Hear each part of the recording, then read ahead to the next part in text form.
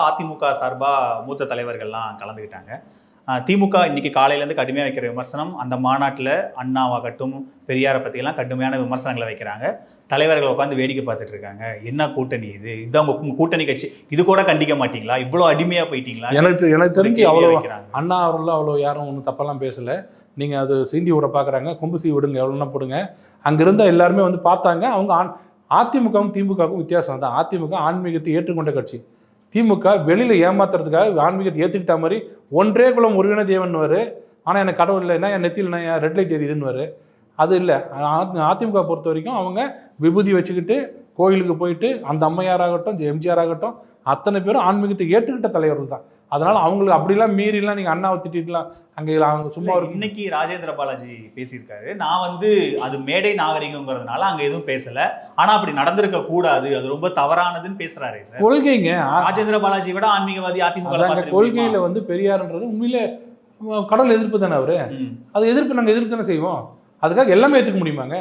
அதிமுக கூட்டணி இருக்கிறதுக்காக நாளையிலேருந்து எங்க தலைவர் எடப்பாடி பழனிசாமி இன்வைட் பண்ணீங்க, அவங்க கட்சியிலேருந்து வந்திருக்காங்க, அவங்களுக்கு ஒரு தர்ம சங்கடத்தை உருவாக்குறீங்கல்ல. இங்க இது எனக்கு கொள்கைங்க. அது அவங்க பெரியார் வந்து அவங்க அரசியல் கட்சி தலைவரா? பெரிய அரசியல் கட்சி தலைவரா? அவர் ஐடியாலஜி அம்பேத்கர் மாதிரி ஒரு ஐடியாலஜியா வச்சிருக்கீங்க, அவங்க வச்சிருக்காங்க. அது ஐடியாலஜி இல்லை, குறைகளை சொல்றோம்.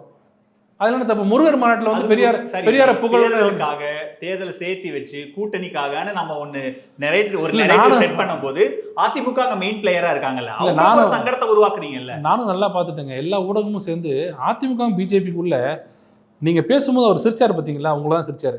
இதுக்கு மேலே அங்க இருக்கணுமா அப்படி சொல்லி விடுறீங்க. அங்க இருக்கிற சண்முகம் மார்க்சிஸ்ட் இது ஒரு ஆட்சி, கணக்கு தெரியாத ஆட்சின்றாரு. இதுல டாஸ்மாக்ல இருக்கிற ஊழியர்லாம் சேர்ந்து ஊழல் நடத்துறாங்க. யார் எடுத்து? அரசாங்கத்தை எடுத்து எங்களுக்கு இது வேஜஸ் கொடுக்க மாட்டாங்கன்னு எதுவுமே உங்க கண்ணில் பட மாட்டேங்குங்களே. அதுவும் கேட்டுட்டு தான் சார். எனக்கு தெரிஞ்சு எங்க கேட்டீங்கன்னு தெரியல. மதிமுக 50 சீட்டு கேட்கும், 60 சீட்டு கேட்குன்றாங்க. அதை பத்தி யாரும் பேசல.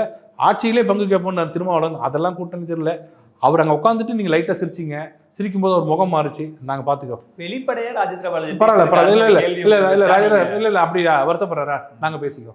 ராஜேந்திர பாலாஜி எங்க அண்ணா, அவர் ஒன்றும் தப்பா நினைக்க மாட்டாரு. அவர் நாங்க ஒரே சிரிச்சா சமாதானம் பண்றோம். நாங்கெல்லாம் ஒத்துமையா இருக்கோம். கவலைப்படாது.